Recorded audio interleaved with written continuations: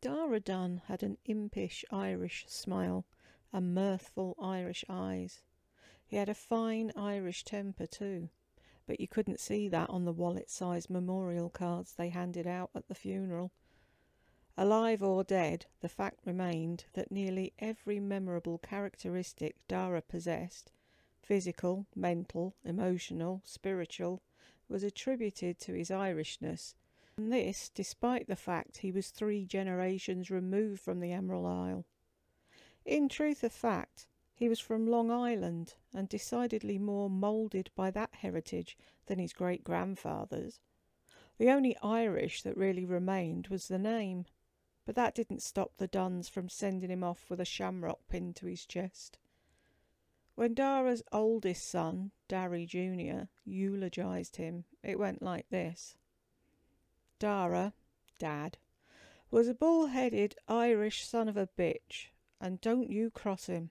One time he had had about enough of the construction that had been ruining his commute for over a month, so he stopped his car in the middle of the road, everyone else be damned, and demanded to speak to the foreman. He wanted to know what the hell could be taking so long, and the foreman told him it was because they were running a new gas line through town. Well, Dad couldn't accept that it should have taken a whole month to do that one little thing, and needed to know when the road would be finished. The foreman told him they'd be finished in a week's time, and Dad said he'd hold him to it. A week later, Dad was driving to work and about boiled over when he saw the construction still very much underway, and worse still, that he'd been detoured to avoid an open trench. He threw his car into park in the middle of the street and flipped off all the honking cars behind him. Then he found that foreman and said, like only Dad could, "Time's up." If the poor guy didn't recognise Dad then, he did when Dad asked him if he was just stupid or just lousy at his job. The week was up, and Dad would be driving his normal route come hell or high water. What happened next was what always happened when Dad got set in his stubborn Irish ways. He got what he wanted. It took them an hour, and Dad was a hell of a lot later for work than if he'd just taken the detour. But the construction workers hauled some steel plates over that trench, and Dad drove on through. That's just what he was like. He didn't like shirkers, and he didn't like liars. And if someone said something, they should follow through, and if they didn't, well, Dad would make them. When Darragh's middle son, Liam, eulogised him, it went like this. Some of my favourite times with Dad was skiing up at Bromley. Even when we were little, he was always pushing us to try the hardest trails. Even when we knew we weren't ready. Even when he knew we weren't ready.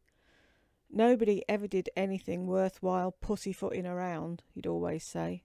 And we believed him, because if we didn't, well, he'd make us believers. So, between always trying to keep up with Darragh and always trying to keep off Dad's shit list, that's how we ended up on the plunge that day. And at first it was okay. It was a perfect bluebird spring day. We were all in t-shirts and the snow was heavy and thick.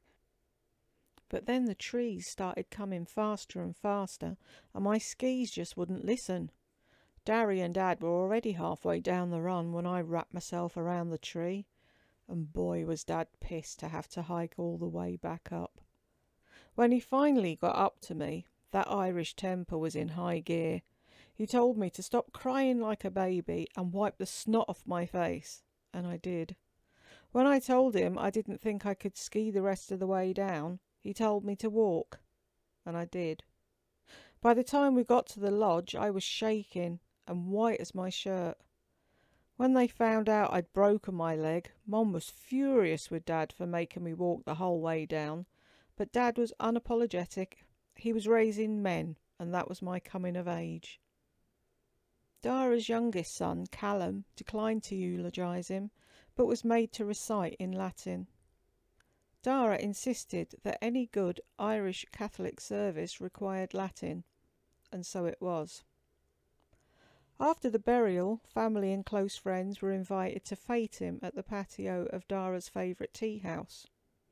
If the English invented tea time, the Irish perfected it, Darragh always said.